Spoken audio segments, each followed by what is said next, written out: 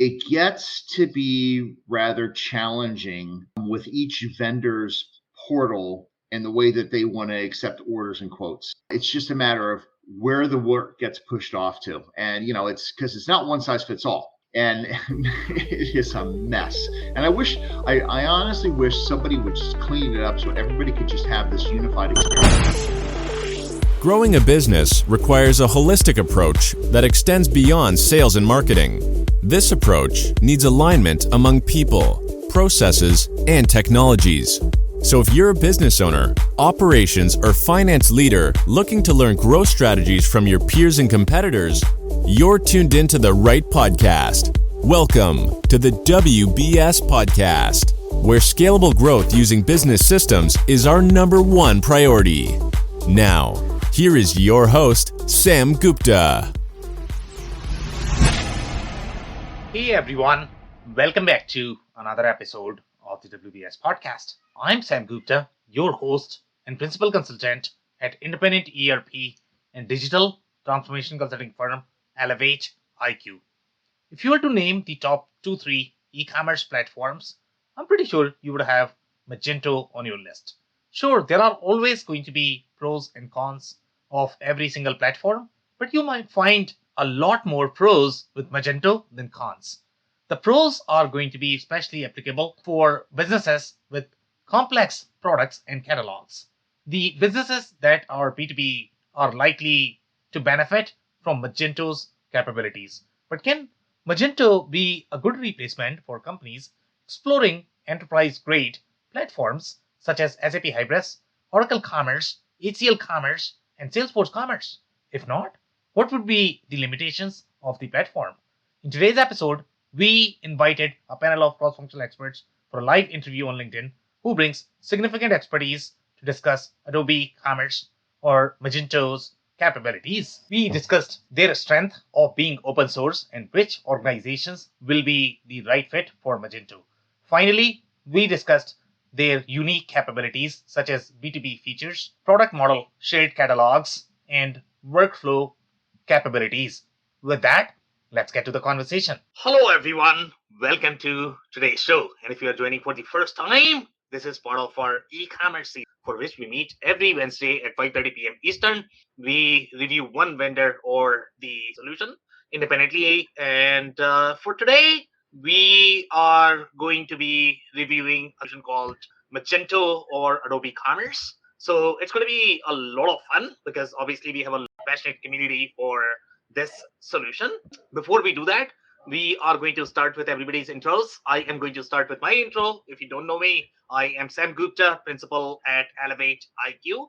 Elevate IQ is the independent ERP commerce digital transformation consulting firm. On that note, I am going to move to Robert for his intro.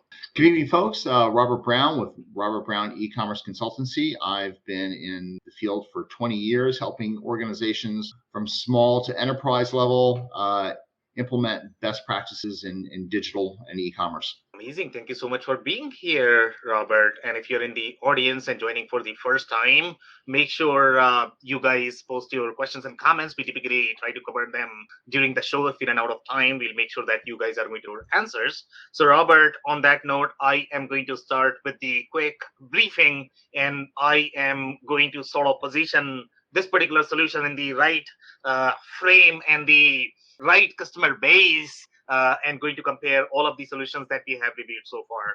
So in my mind, when I look at the overall e-commerce platform ecosystem, there are many different ways of thinking about. One way that we have been discussing so far is going to be slightly more, monolithic versus your newer breed of the platforms. Then the second segmentation that I think in my mind is going to be the SaaS versus open source. And that has been a slightly more traditional division, and that's how most practitioners or the consultants, they typically segmented these platforms. So Magento obviously is going to be in the open source world, and that's how it became so famous.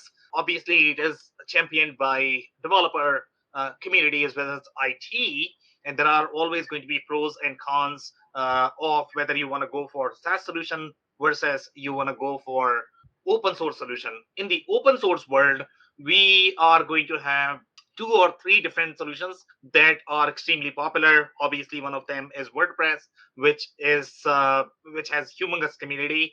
They have their WooCommerce solution, which is not very strong in general. Then you have Magento right now. Now, even the Magento practitioners, they are going to argue when they look at Magento.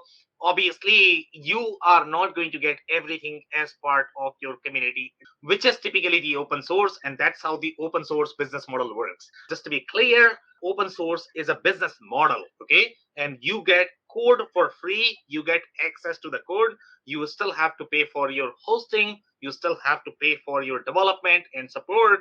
Again, there are pros and cons, and it's not that just because open source the code is free, it's going to be any cheaper. If you do your ROI and TCO analysis, they probably are going to come to the same, from the financial metric perspective. But again, depending upon what you want to do with the platform. Overall, from the size perspective, Magento is slightly bigger solution overall.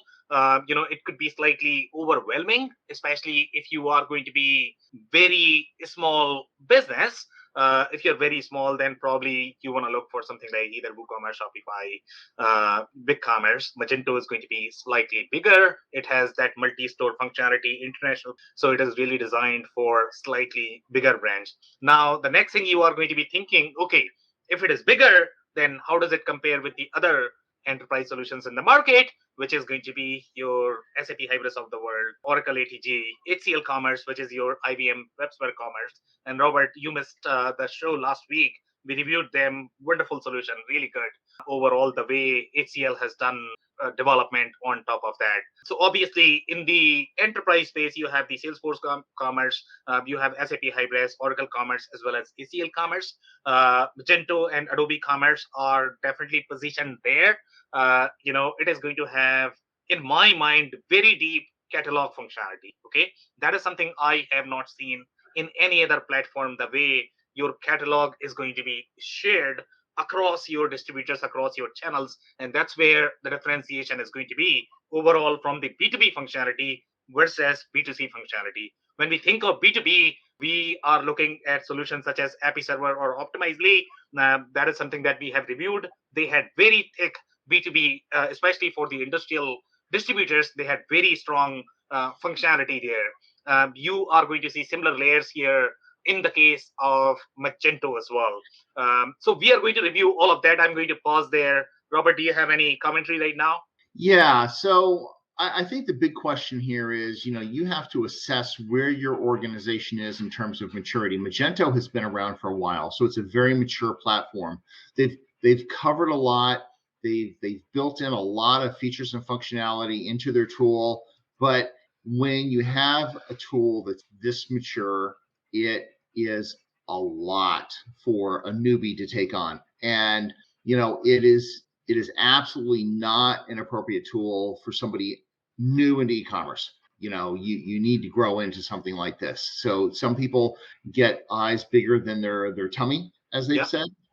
And think, well, let me just go for the best tool out there. Yeah, it's a great tool, but you have to actually know where your organization is, because this tool, to do what you want, will require some customization. And that means that you have to have a team available, whether it's in-house or you're willing to pay for the outsourced team to make it do what you want.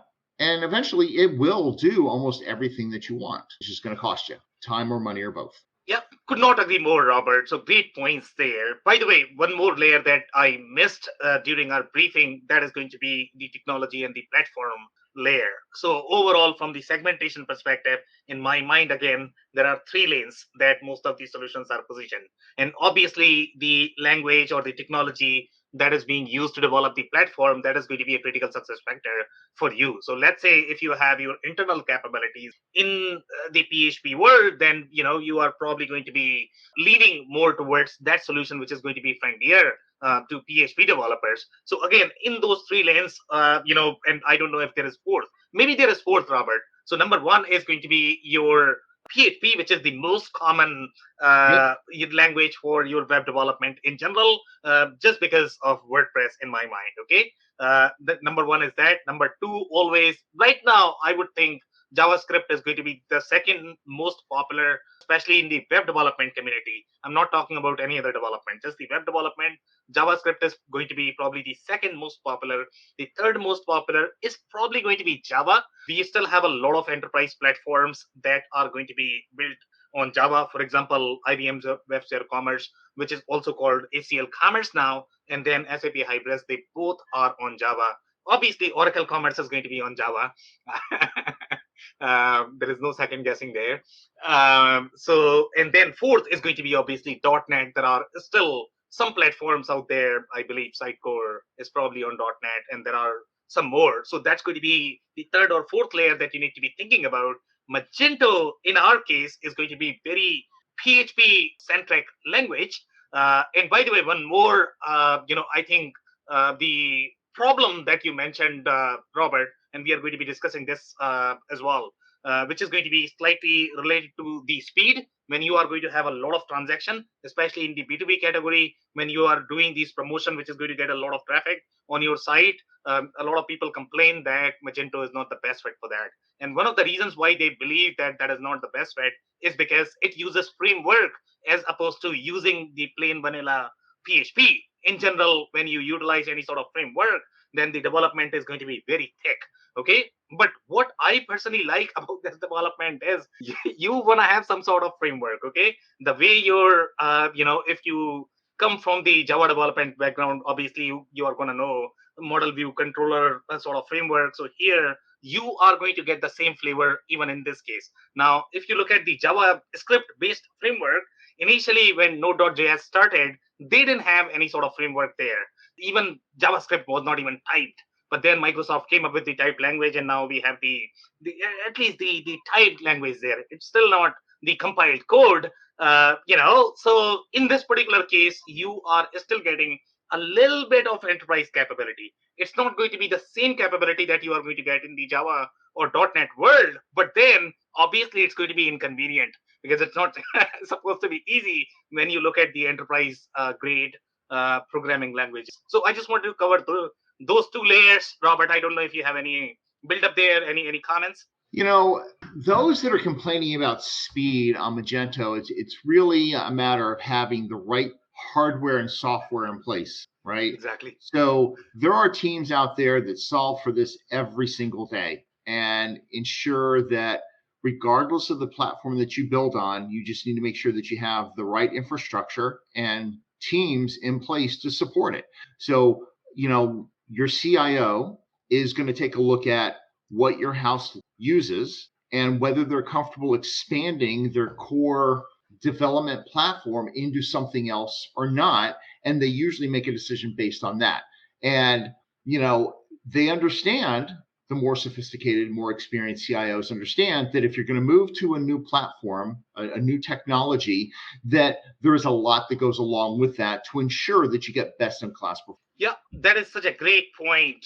In fact, I wanted to cover one more layer there, and then maybe you have some more points there overall from the financial perspective. And, when we were discussing this whole open source versus non-open source, and one of the factors why people like to go for Magento or Adobe Commerce is going to be the cost factor. In the case of SaaS, you are paying for each transaction.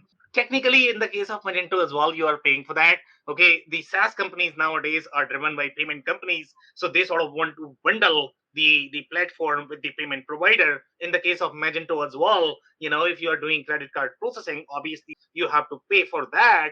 So in my mind, again, it all breaks even. Okay. Absolutely. Absolutely. You either pay per piece, you pay with headcount, you pay with infrastructure. You're going to pay. It's just a matter of how you want to do your accounting. Exactly. Great points there. So if you don't have anything else, Robert, we'll move to the slides now. Okay, so some of the points that we have already covered. So here, this is coming from Wikipedia, and here they are saying Magento is an open source e-commerce platform written in PHP that we have already discussed. It uses multiple other PHP frameworks such as what Laminas and Symfony. These are very famous, super popular PHP frameworks. They might be a little legacy there, I guess. I don't know how many people are still developing in those frameworks. At least the WordPress community, in my mind, are still going to be heavy user of PHP. They have not moved yet to Node.js. So these are going to be very active, very well covered frameworks overall from the development perspective. So Magento source code is distributed under open source license. The Adobe actually bought this. Adobe had their own e-commerce platform before, and Robert, I don't know if you remember the name of the platform. They had the, what is that called, the Omniture. They had the analytics platform that was very robust, and they also had an e-commerce platform, if I remember correctly. They were doing a lot of Flash-based development, and the Flash-based development, it was very thick. Yeah. Then they realized, they have to go to open source because Magento obviously very popular. Well, I think that ended up being the big battle between Adobe and Apple. Apple cut off Flash like a guillotine, so that was kind of harsh for them. Exactly, but my understanding is that Apple was never into sort of the platform market. The reason why Adobe is in this market is because they obviously want to attract designers. Designers is their market, and that's why they want to have e-commerce, because e-commerce is very heavily influenced by design. Yeah, Apple wasn't happy with Flash because of the resource constraints and the security. Yeah, could not agree more. Yeah, you are right. Okay, so here, they have a little count there for Magento or Adobe Commerce. So they are saying they have roughly 150,000 stores for Magento. Now, you want to be a little careful there with these numbers. And I'll tell you why. Because in general, the customer base and the customer size for Magento or Adobe Commerce is going to be slightly larger. And we have seen this in the case of ERP as well. When you are going to be looking at SAP, the number of customers is going to be much lower. The same goes for your e-commerce platforms as well. When the size of customers are going to be higher, total number of customers are going to be lower. So typically these numbers are produced from the web crawlers who are going to be looking at, okay, we have store number one. Okay, which platform are they using? And then they are going to think that, okay, this store is hosted on Shopify, this store is hosted on WooCommerce, and this store is hosted on Magento. And that's how they are saying 2.3% market share. But if you look at the overall dollar volume, I'm not too sure if the market share is going to be this low, which is quoted as 2.32%. In my mind, I think these companies also position WordPress as roughly 50% market share. But every website is probably going to be hosted on that. So I don't know how you take that. Robert, you have a comment. It's kind of like a pyramid, right? So the folks that are very, very cost conscious. You have the solopreneurs that are technically sophisticated that are going to go out and take Magento because they can easily manipulate it.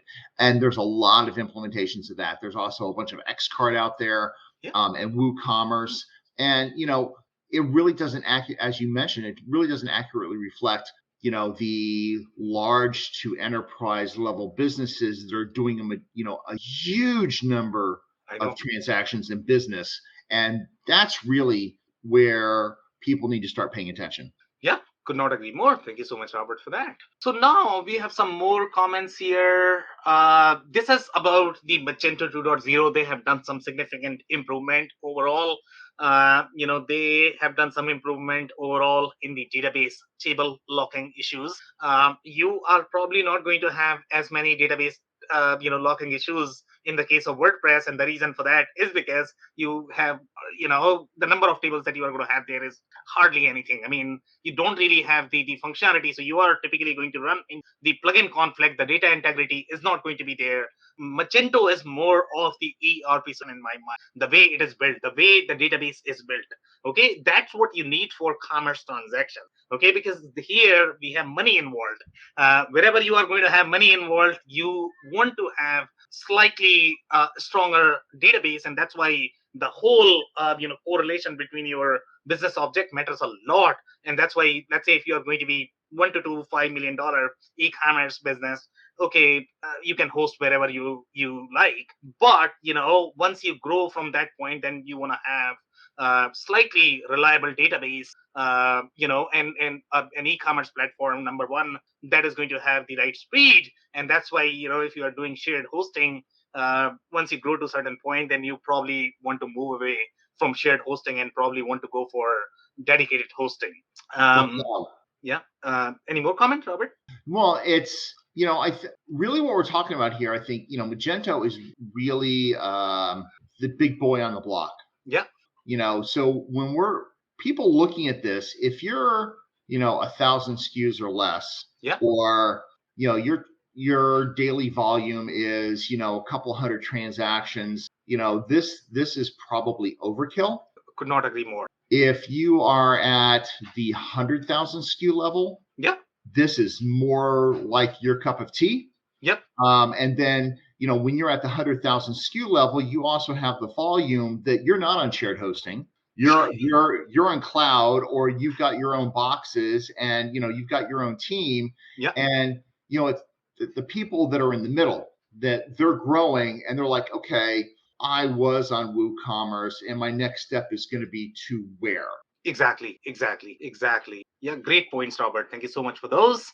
So some more comments here overall from the Magento 2.0 perspective. By the way, this was back in 2015. So now we have spent roughly 7 years now, and these all improvements were done either from the security perspective or from the database reliability perspective, or it is going to be really the performance, which matters a lot overall when we consider the e-commerce platform, because your SEO is going to be critical for these platforms. So you definitely want to think about that. And that's where these improvements are coming from. For example, your minified JavaScript, improved static content, browser caching. Obviously, they have done a lot there.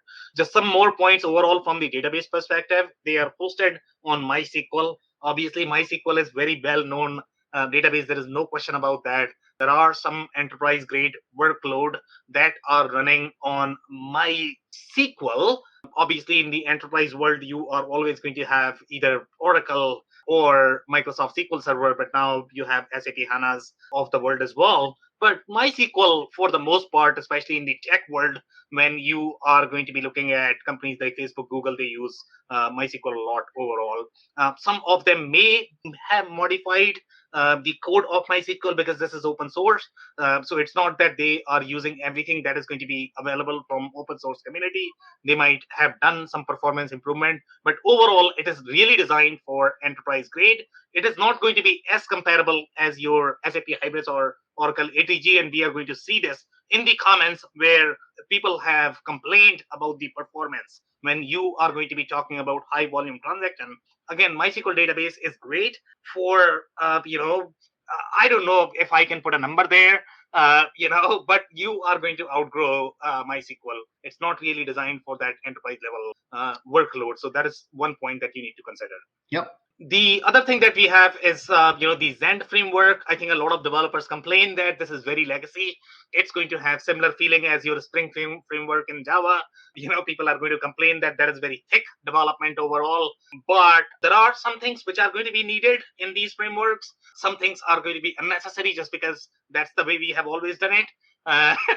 So I still like the framework-centric approach.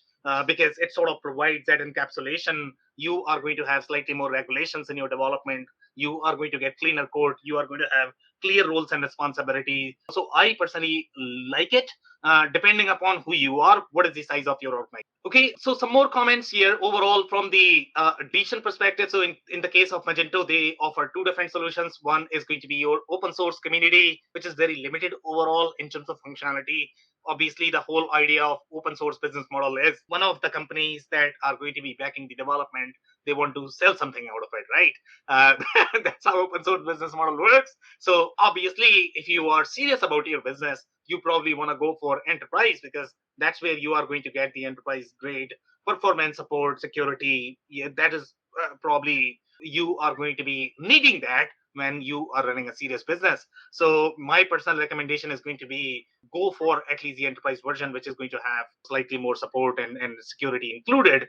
You need that overall. And for those that are growing, they make sure that they help you transition between their versions. Yep. So if you start with the community edition and you decide that you're not getting the performance you need, they're not going to say, "Hey, you're punted to the curb and you have to figure it out yourself." They're going to help you move along to say, the cloud edition and get the better performance. Yeah, could not agree more. And Robert, I don't know whether you share this opinion or not. I mean, I definitely want to throw it out there and then seek your opinion, because obviously you have led a lot of different IT organizations. When we think more from the developer's perspective, sometimes they cannot really forecast the financial risk. They are always going to be thinking about how can I save money for my organization?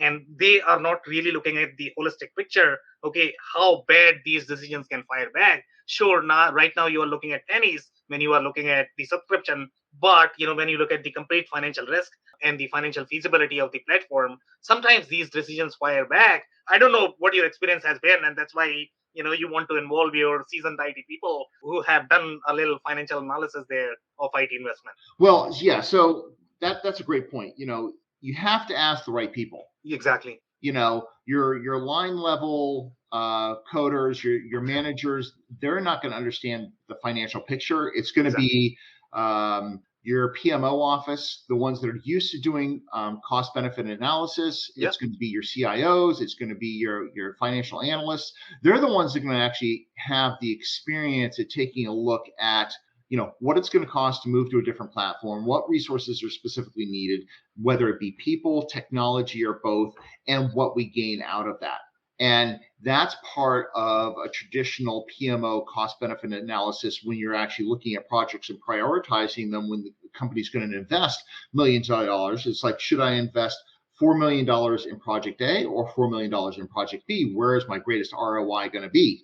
And that's part of the analysis that needs to happen when you're deciding platform migration. Yeah, could not agree more. And sometimes what I have seen, Robert, in my experience, when you are going to be talking to developers, obviously they are going to be super passionate about specific technologies that they really care for.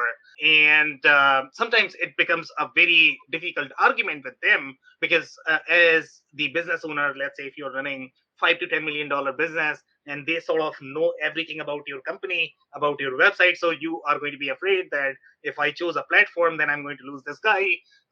Again, you have far bigger concerns that you should be looking at. And it's great to hear developers' perspective, but make sure you are analyzing everything because it does fire back. And that's why having somebody like Robert on your side as seasoned IT person, it could help you a lot. There's a classic joke. What happens when you put a PHP, a Java, and a C++ person in a room?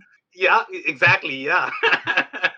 I don't know if listeners are going to be familiar with the joke. So do you want to explain the joke as well, Robert?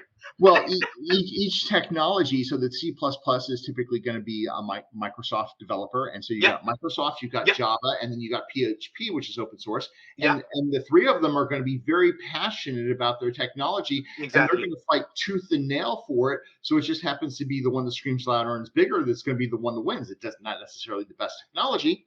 Yep. I agree. And there are going to be political, factors as well. Obviously, Microsoft is always going to be pushing for their technologies. Oracle is going to be pushing for their technology. So make sure you understand the political space, landscape as well. That is always going to be in play. All right, guys. So here, do I have anything else? They are saying the product is designed for large businesses, but they have not quantified. In my mind, this is going to be, slightly mid-size, upper to mid-size businesses, not really enterprise businesses. That's how I would position Magento. It's not going to be too small, not too large. Somewhere in between. See, so if we go to Magento 2, the comments, Magento caters to three levels: businesses, small business, mid-market, and enterprise. I think it'd be really helpful if you quantify for the listeners what that size means in terms of e-commerce. Whether it's SKUs or transactions or what that really means. So honestly speaking, let's look at the reviews first. And I think we are going to get some data points. I don't want to overcommit myself by segmenting that and sounding too prescriptive, which is something I don't like to do unless we have some sort of validation from the data point. Fair Unless you enough. have any other insight that you want to share. No, Robert. no, I think it, but I think it's an important point to make, especially, let's go to the public data points so people understand what that means. Exactly, and we are going to see a lot of flavors in the reviews as well, because those are the people who are actually living it. So Yep. obviously they are going to tell you.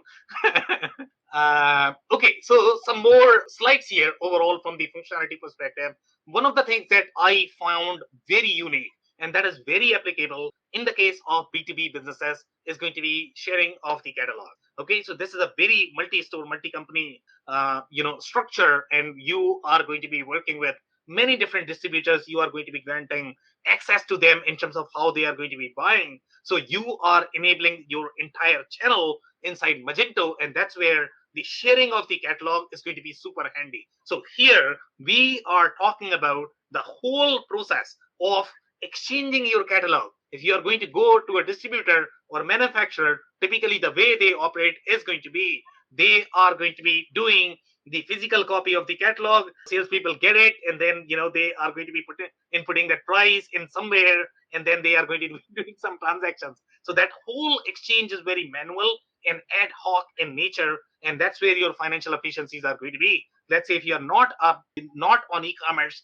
or you are very traditional business, this is something that you want to look at, and shared catalog is that feature that is going to help you in promoting that exchange between your vendors. Now, one layer that I want to cover more from architecture perspective is going to be when you are looking at your this whole vendor to sort of customer interaction. When you are talking about manufacturer to distributor interaction, there are many different ways in which you can communicate with them when you are talking about accepting orders. Number one is going to be your punch outs. Number two is going to be your EDIs. Number three is going to be your Magento like store. So where it is going to be applicable is going to be, let's say if you are dealing with very large retailers, if they already have either the punch out system as part of their architecture, for example, your Coupa or Ariba, if they have that, then most likely they will ask you to integrate with their system. Otherwise, they might not do business with you. So that's number one. Number two possibility is going to be your EDI if the distributors are going to be EDI compliant. But now, let's say if you are looking at very mom and pop, style distributors, now they are not going to have as much digital capabilities overall, but you want to enable that digital exchange. Otherwise, you are going to be investing a lot in simply booking the orders, accepting the orders. That's where Magento is going to be really handy in that exchange when you are dealing with very small distributors that might not have as strong infrastructure overall from the systems or IT perspective. So this is going to be really handy for them. In your architecture, if you're a decent sized business, you might have all of those channels. You might be talking through your Coupa or Ariba or Punchouts.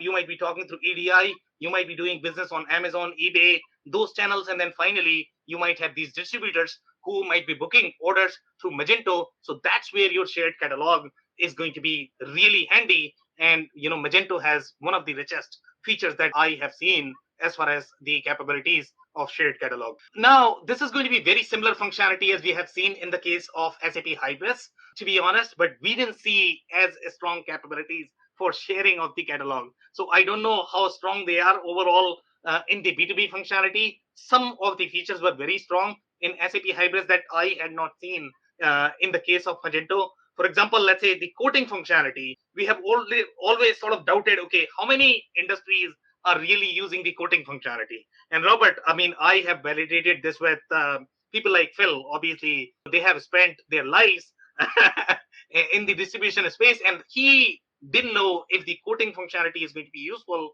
So the way quoting functionality works is, okay, you have your SKUs, you have your price, you can place the order, but at the same time, you are going to have an option to be able to place your quote. Okay, so the way quoting works is, if you are not going to accept your price, then you can make an offer. It's almost like bidding or auction, similar to that. And then your team is going to get the sales order. If you like that, you can approve, decline, modify, send it back to your vendors. So that whole exchange is the quoting functionality that we have seen in 3 different systems. This one, as well as the API server optimizely, as well as SAP Hybris. And we have, concluded that these three have very deep B2B functionality and they are positioned for. It's, Yeah.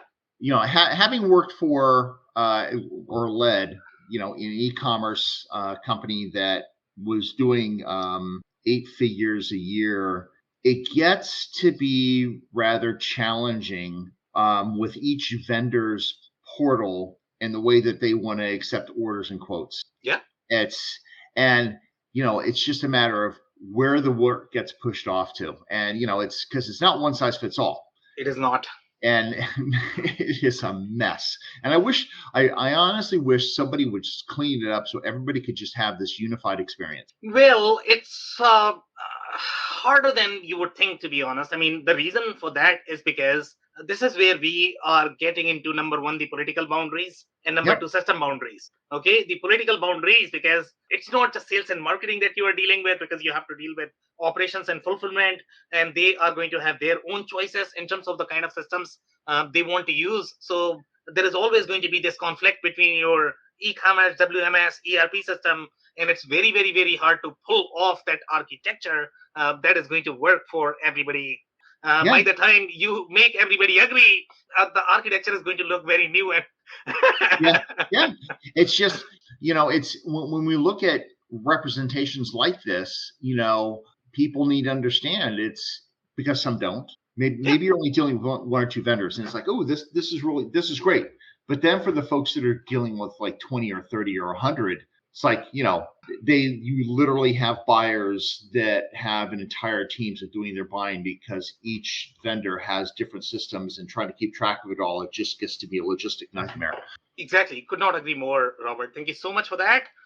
So the other points that I wanted to cover here that I found very unique about this platform. So when you are going to be sharing the catalogs, you are going to have just one company admin, and that company admin is going to be responsible for logging in, managing sort of your account. So there is a little hierarchy there in terms of the way you are going to be assigning the permissions to each of the buyer, reps that are going to be interacting with your site. So the best way to think about this is going to be, okay, you don't want to expose everything to your vendors. You are going to be exposing only certain products at a certain price. That's why we have the catalog. And then, everybody is going to have different sort of approval. For example, let's say if you are looking at junior buyers, they might buy up to 500, 5,000, who knows? Okay, then you are going to have the managerial layer. So you want to put some sort of algorithm there. Okay, if the amount is going to be more than 5,000, then you have some sort of approval flow. Now, all of that can be managed inside your Magento platform.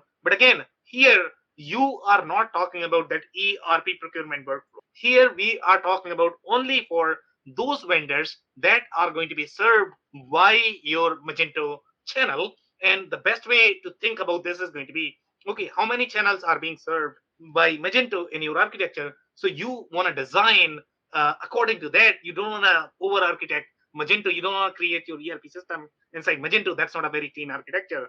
Otherwise, it's going to fire back. So make sure you have cleanliness in your architecture, and architecture is going to be super critical for your Magento to perform to its optimal performance. It's also going to be good for your other systems, whether you have ERP, WMS, whatever.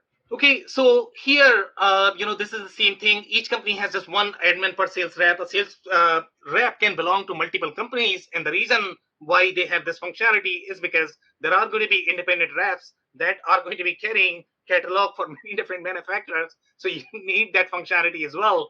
You don't want to create duplicate instances of the same sales rep. So that's why, again, this is very B2B specific scenario. You are not going to find in platforms that are going to be very B2C focused. For example, Shopify. Shopify is not going to have as deep data layers. The way the product is architected, they are not going to change their data model overnight to be able to support these scenarios. So this is very B2B specific functionality where, how your sales reps are represented, how your sales rep of your customer is going to be represented inside your e-commerce platform. So those are the decisions that you need to make when you are going to be implementing this. Okay, some more commentary here. Overall, from the vendor perspective, you can allow them to place codes, or if you want to allow them, so you have the feature set. It's not that you have to enable that for every single distributor or the vendor that you might be working with. again, you have all of those flexibility that I personally have not seen anywhere else. Now, you also have option to release purchase order. Now, in my mind, when I look at the purchase order functionality, sometimes that could get trickier. Okay. So some businesses, the way they architect their systems is going to be, let's say, if you are looking at pure play retail shop. Okay. So for pure play retail shop, they might not have as much fulfillment or the supply chain. So for them, let's say if they are going to be treating their store as the ERP platform and finally going to send all of the summarized transaction to your accounting platform, that might be okay in the traditional retail world. And that's why, let's say, if you talk about businesses 10, 15 years back, businesses were slightly easier. When you look at the retail transaction, you go to a store, you go to e-commerce, you buy, that's it, you are done. Okay. Your transaction is done. But now in the e-commerce world, the transaction is going to be slightly longer, the way the transactions are going to. Okay. So you are looking at involving your operations fulfillment. The transaction goes to warehouse. So as soon as the transaction is going to go to warehouse, that's where the boundary of e-commerce is going to be trickier. So if you are going to be cutting your purchase order from your Magento, you might run into a lot of challenges. How are you going to reconcile this data with the other channels that you might be serving through your ERP or WMS? So you might want to be a little careful there. If you're a pure play retail business where you don't have your supply chain involved, then you are going to be okay. But if your transaction is not going to be just the counter sale, then you may want to utilize the ERP purchase order functionality for the cleanliness of the architecture. This is the overall company structure. I personally like this a lot, the way this is structured inside Magento. So that's how they are going to be sort of, approving and releasing the permissions, the way it is structured. So this is going to be for any of the buyer reps that you might have that might be interacting with the platform. They need to have the appropriate permissions, the way you are going to have inside your ERP. So this is the same permission set. This is something that I have not seen in a lot of different platforms. So this is where your enterprise capabilities are going to be, that your permissions are going to be very handy if you are going to be working in organizations where you have very thick approval flow. So this is where your Magento is going to be super helpful. Yeah, you want to switch the slides on that one. Switch the slides on that? Yeah, so you're talking about the permissions. Permissions is the next slide, right? Well, yeah. So we are going to be talking about that as well. Okay. Yeah. Yes, so, I absolutely love their permission capability. It is such an undervalued tool for organizations. Exactly. And I personally have not seen this kind of permission set in any other platforms that we have reviewed so far. I can almost guarantee that, I think I saw it in Oracle Commerce. Oracle Commerce had really organized permissions. And sometimes this could be very confusing. And sometimes it could be very hard to manage as well, depending upon how many different roles you have and how many layers of permissions you have. In the case of ERP, you are going to get like million permissions, so it becomes very difficult there as well. But even in the case of e-commerce, since now the permissions are going to be external, okay, so you might want to be a little bit more careful there, compared to your ERP. Any other comments, Robert? Yeah, the only thing that I haven't seen from any of the organizations, and I may have missed it, is permissions is a great tool to have. Workflow is also an important one as well. Exactly. Robert, so I do have a question there. So how do you define the workflow? Workflow could mean a lot of different things. Yeah, so workflow in my thought process, limited as it may be, is user A has permissions to say review an order. And once it's been reviewed, and maybe modify it, then it has to go to a supervisor to approve. And once the supervisor approves, then it's submitted for execution. So that would be a workflow. Exactly. So I want to be a little careful there, because what you are talking about is the e-commerce order workflow that is going to be for this channel. There are going to be other channels that may have similar workflow as well. And now you don't want to think that, okay, everything related to workflow should be managed inside Magento, because that's the entity. No. It needs to be siloed, because Magento can't put its tentacles through every single process that you have. Exactly. Great point. Thank you so much, Robert, for that. So let's do a little time check there. So I think we have some time. So let's cover some more slides here. So here, this is the approval rule flow. This is very interesting and exciting. in my mind, the way you can set up the approval flow that is going to be based on number of SKUs, shipping cost, order total, which is very granular that I have personally not seen in any other platform. Obviously, enterprise great platforms are probably going to have this functionality, but for Magento, this is very interesting. The other things that I have seen is the way the catalogs are managed. I personally like this. In fact, the products that you are going to see on your public site, that is also managed as part of your catalog. So you are going to have the release process. Okay, which products are going to be released, what price, and then you can manage that as part of just one document, one object, which is exciting. And the way I think we have some reviews in which they are saying, even if you want to promote, let's say, 2,000 different products, 2,000 different price points, you can promote that with just one click. You can upload these spreadsheets, which is very handy for an e-commerce practitioner if you are managing the price and product. This is the code functionality overall. This is very similar to how we saw this in the case of SAP Hybris as well as API Server. That's my recollection. So you can generate the catalog, you can request the code, so which seems to be a standard functionality in the B2B space. So that is something you may want to consider if you really accept codes from your distributors, vendors in your micro industry. This is the whole workflow related to orders or code, one that Robert was mentioning. So here you have ability to sort of modify decline code. But again, we are not talking about the ERP boundaries here. We are talking about just the Magento channel. These are going to be the customers that are served through your Magento channel. Other channels may have their own workflow, so make sure you are not mixing things there. The other things that I saw very interesting, which is going to be item wage and country of manufacture. You might take these feature sets for granted, but some of these things could be very hard to build in general, especially if you have to modify the database tables. If you are simply adding a field inside database, that is typically easier. But when you are going to get into that one-to-one scenarios, typically that is very hard, in any data model, especially if that might not be supported natively, and you might get into a lot of different issues. Sometimes the way developers like to deal with this is, okay, I don't have this supported natively as part of the data model. So what I'm going to do is I'm going to hijack a bunch of forms, I'm going to hijack a bunch of tables, and then I'm going to modify the hell out of it. And then obviously you are going to get a lot of data integrity issues because you are not really utilizing the out-of-the-box data model. And I really want to think more from the out-of-the-box data model perspective. So make sure you are paying attention to out-of-the-box data model, which is far more critical than simply looking at the feature set, because feature set can be managed, but data model very hard to manage in general.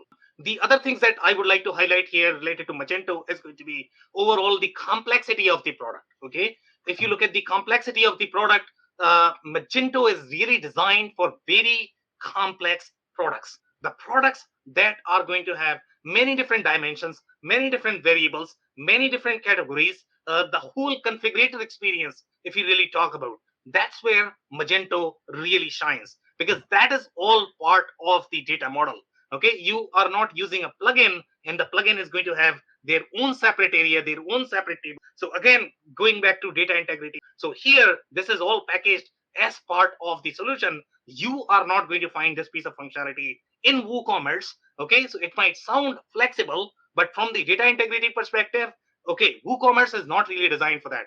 Shopify probably is not designed for that. So if you are looking at very complex product in the B2B scenario, that's where Magento or BigCommerce are going to be handy. Obviously, any of the enterprise-centric platforms, they are going to be really good at that. But even in the enterprise, there are going to be segmentation, whether the data model is really designed for B2B or B2C. So make sure you pay attention to it. So category architecture, personally, I'm a big fan of the way category architecture is done inside Magento. The amount of layers that you have as part of your category architecture, everything is at one place. It's very traceable.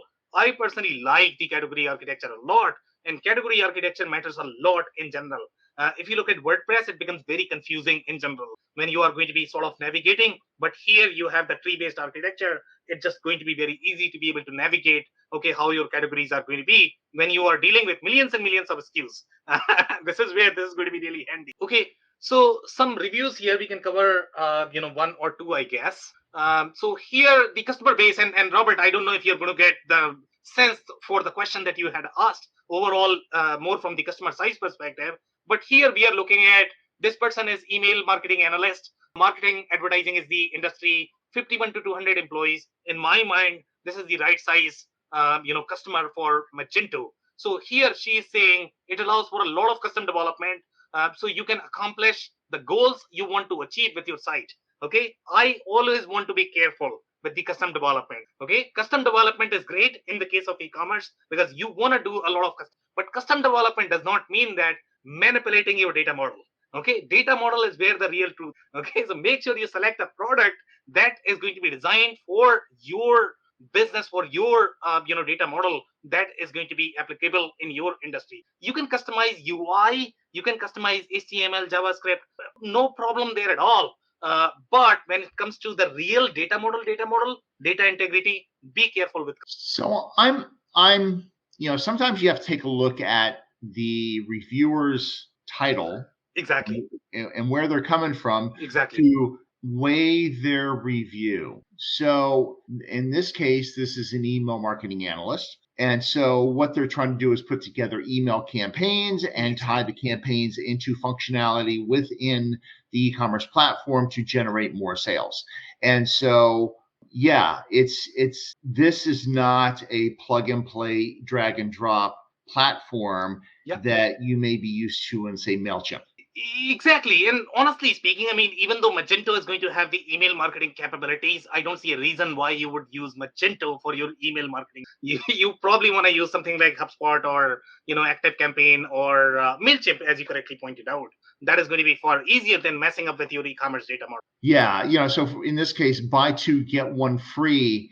It's like you can put a promo code in and you get the third one free. So in Magento. So, I'm not quite sure how valid their issue is there, but just me. So, Robert, just to be clear there, I think even if let's say she uses HubSpot or ActiveCampaign or any other marketing automation platform, these systems still need to get data from your Magento or ERP to be able to do the campaign, right? So here, you are probably going to be utilizing some sort of plugin to be able to accomplish this functionality, which is not very easy. And again, in my mind, I think there is going to be another layer when you are looking at pricing and discounting. Sometimes customers simply keep that inside Magento.